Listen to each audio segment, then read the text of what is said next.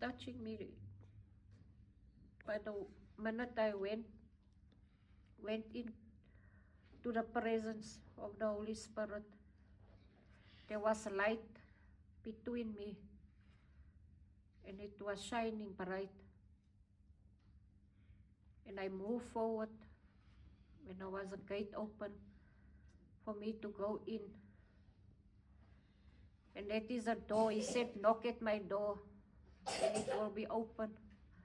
So that was my open door for my healing this evening.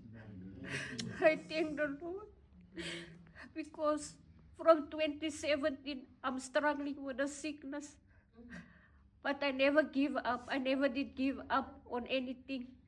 Even if the pain is there,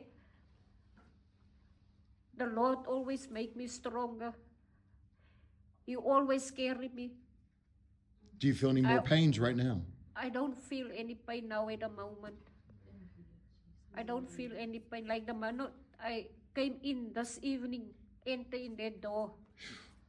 At home, I still was having pain when I was at home. But when I enter in here by this door, and I didn't want to sit down because the Holy Spirit said, don't sit.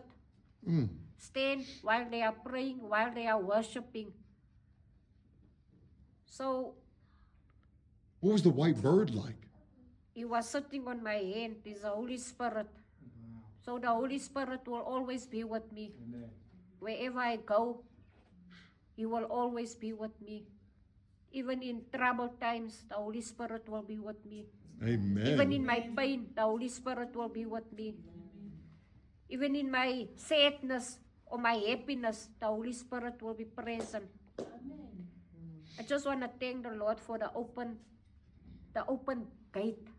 Because that open gate, He opened the gate for me. Amen. To say, come in, my daughter. And He said, all is going to be well. Oh.